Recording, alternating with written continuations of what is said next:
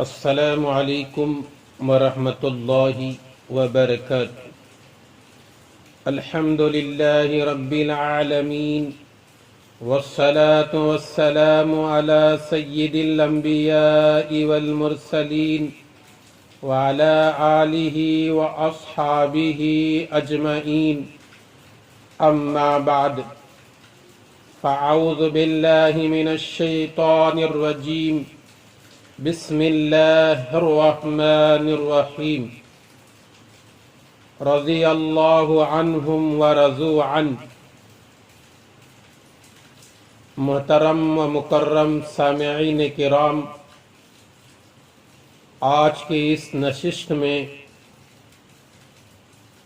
صحابہ کی عظمت کے سلسلے میں چند احادیث کو پیش کرنے کی کوشش کر رہا ہوں، اس لیے کہ امت کا بہت بڑا طبقہ، ہمارے بچے اور نوجوان نسل، آج ان کو یہ پتہ نہیں ہے کہ صحابہ کیا ہیں اور صحابی کسے کہتے ہیں اور ان کا مقام کیا ہے۔ میرے دوستو، صحابہ صحابی کی جمع ہے۔ جس شخص نے ایمان کے حالت میں حضور صلی اللہ علیہ وسلم سے ملاقات کی ہو اور ایمان ہی کے حالت میں اس کی وفات ہوئی ہو، اس کو صحابی کہتے ہیں۔ شاید بات سمجھ میں آئی ہوگی۔ صحابی کہتے ہیں جو شخص ایمان کی حالت میں حضور صلی اللہ علیہ وسلم سے ملاقات کی ہو اور ایمان ہی کے حالت میں اس کی وفات ہوئی ہو، اس کو صحابی کہتے ہیں۔ ایک سے زائد رہے تو ان کو صحابہ کہتے ہیں۔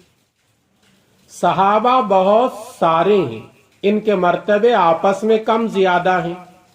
تمام انسانوں میں انبیاء علیہ السلام کے بعد حضور صلی اللہ علیہ وسلم کے صحابہ کرام کا مرتبہ اور مقام ہے۔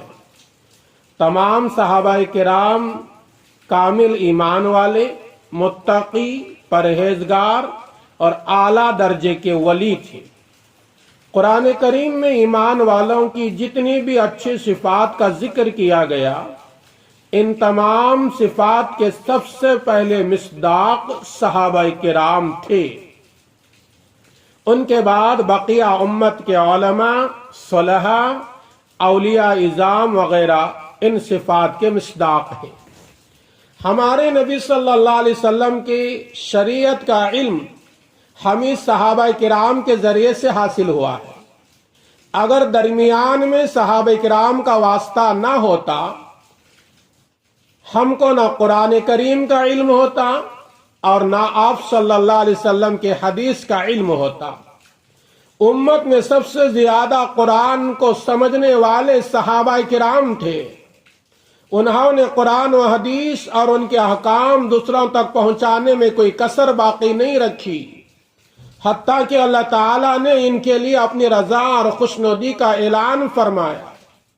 میں نے جو قرآن شروع میں جو آیت تلاوت کی تھی وہ سورہ بینہ کی آیت ہے، آیت نمبر 8۔ اس میں اللہ تعالیٰ یہی کہہ رہا ہے، اللہ ان سے راضی ہو گیا اور وہ اللہ سے راضی ہو گئے۔ تمام صحابہ کرام سے محبت رکھنا ایمان کی علامت ہے۔ ان سے بغض رکھنا، نفرت کرنا، ان کے شان میں گستاخی کرنا، نازیبا کلمات کہنا نفاق کی علامت ہے۔ میرے نبی کی حدیث سنو، میرے نبی کی حدیث سنو۔ میرے نبی فرماتے ہیں، ترمذی حدیث نمبر 3862 کے اندر ہے، میرے نبی صلی اللہ علیہ وسلم نے فرمایا، میرے صحابہ کے بارے میں برا کہنے سے ڈرو، میرے صحابہ کے بارے میں برا کہنے سے ڈرو، میرے بعد ان کو برا بھلا نہ کہو۔ جس نے ان سے محبت کی، اس نے میری محبت کی وجہ سے ان سے محبت کی، اور جس نے ان سے دشمنی رکھی، اس نے مجھ سے دشمنی رکھنے کی وجہ سے ان سے دشمنی رکھی، اور جس نے ان کو تکلیف پہنچائی اس نے مجھ کو تکلیف پہنچائی، اور جس نے مجھ کو تکلیف پہنچائی اس نے اللہ کو تکلیف پہنچائی، اور جو اللہ کو تکلیف پہنچائے گا قریب ہے کہ اللہ تعالیٰ اس کو عذاب میں گرفتار کر لے گا۔ میرے دوستو، اللہ کے نبی صلی اللہ علیہ وسلم نے اس حدیث میں پیغام دیا، اگر کوئی صحابہ کو برا کہتا ہے تو گویا وہ نبی کو برا کہہ رہا ہے، اگر کوئی صحابہ سے دشمنی مول لیتا ہے اللہ سے دشمنی مول رہا ہے، اور جو نبی سے دشمنی خرید لیتا ہے گویا وہ اللہ کو تکلیف پہنچا رہا ہے، اور جو بندہ اللہ کو تکلیف پہنچاتا ہے وہ جہنم کے عذاب میں گرفتار ہوگا۔ صحابہ کرام کا بہت اونچا مقام ہے۔ کوئی مسلمان اگر اپنی ساری عمر نیک اعمال کرنے میں گزار دے، احد پہاڑ کے برابر خدا کی راہ میں سونا خرچ کرے، پھر بھی کسی صحابی کے ادنا عمل معمولی صدقے کے برابر نہیں کر سکتا۔ یہ میں نہیں کہہ رہا، صحیح بخاری حدیث نمبر 3673 کے اندر موجود ہے، ابو سعید خدری رضی اللہ تعالیٰ عنہ سے روایت ہے۔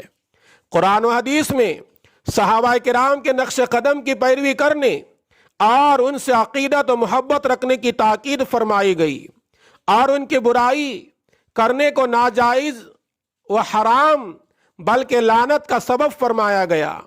ہم سارے مسلمان حضور صلی اللہ علیہ وسلم کے تمام صحابہ کرام کا احترام اور ان کی عزت کرتے ہیں اور ان سب سے محبت رکھتے ہیں۔ ان میں سے کسی کی برائی، عیب جوئی یا کسی قسم کی بے عزتی کرنے کو سخت گناہ سمجھتے ہیں، اور ان کے وہ تمام فضائل جو قرآن و حدیث میں ذکر کیے گئے ہیں ہم ان کے لیے مانتے ہیں۔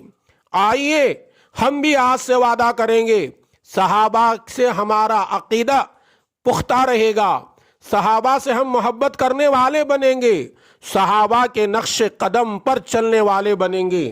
اللہ تعالی مجھے بھی، ان باتوں کو سننے والوں کو بھی، ساری امت کو صحابہ کا احترام کرنے اور صحابہ کرام رضوان اللہ تعالی علیہم اجمعین کے نقش قدم پر چلنے کی توفیق بخشے، آمین۔ السلام علیکم ورحمۃ اللہ وبرکاتہ۔